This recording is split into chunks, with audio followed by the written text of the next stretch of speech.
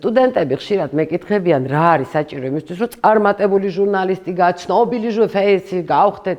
ორი რამ, იყო პროფესიულად პატიოსანი და იყო სანდო. სანდო იქნები ინტელექტუალი და სულ მუდმივად ყოველდღიურად იმუშავებ შენ თავზე, რომ მეტი იცოდე. ეს ერთი, პატიოსანი იქნები პროფესიაში თუ დაიცავ პროფესიული ეთიკის პრინციპების საფუძვლებს. ჩვენს უნივერსიტეტში, საქართველოს საერთაშორისო უნივერსიტეტში 2009 წლიდან არის ამოქმედებული საბაკალავრო პროგრამა ჟურნალისტიკა.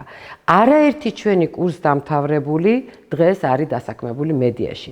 ვიმეორებ, ჟურნალისტობა არ არის ჯერ სარკის წინ სავარცხლით სირბილი და მერე მარტო ეკრანის წინ შენი, ასე ვთქვათ, გამოჩენა. არა, ძალიან დიდი არმია, კორპუსი ჟურნალისტების მუშაობს კადრს მიღვა და ძალიან ბევრი ჩვენი კურსდამთავრებული მუშაობს დასაქმებულია დღეს სხვადასხვა ტიპის მედიაში. ზოგს უკვე თავისი რაღაცა ინტერნეტ გამოცემები აქვს, ზოგი არის კერძო კომპანიებში, ზოგი საზოგადოებრივი მაუწყებლის ჟურნალისტია.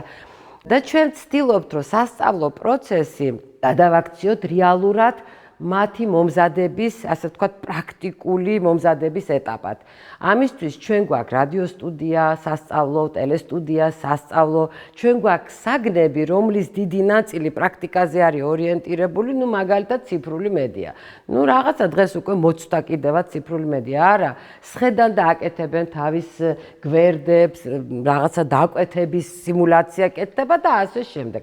ასევე მოწვეული ყავს ძალიან ბევრი პრაქტიკოსი ჟურნალისტი. დღეს მომქმედი, მომუშავე სხვადასხვა ტიპის მედიაში. კეთდება ყველაფერი, ტექნიკური აღჭურვილობა, ეს პრაქტიკოსი ჟურნალისტების ჩართულობა სასწავლო პროცესში, რომ თქვენ ხვალ რომ მიხვალთ უკვე მედიაში, არავინ არ ჩაგაყენოთ უხერხულ მდგომარეობაში და არ ითქვას, რომ ამან რა ისწავლა უნივერსიტეტში, ეხლა თავიდან უნდა ვასწავლო, მეზარება, აგერ ნასწავლი მყავს და იმან იმუშაოს და თითქოს და ის ასეთ მოუმზადებელი რჩება აფსაიდში. ეს უხერხულობა რომ მოიხსნას, ამიტომ ჩვენ ვითვალისწინებთ ამას, ვართ ჟურნალისტებთან მჭიდრო კონტაქტში, მე უკვე კოლეგებს ვგულისხმობ და ამიტომ ვისაც უნდა ძალიან მომზადებული მიდის და საქმდება მედიაში.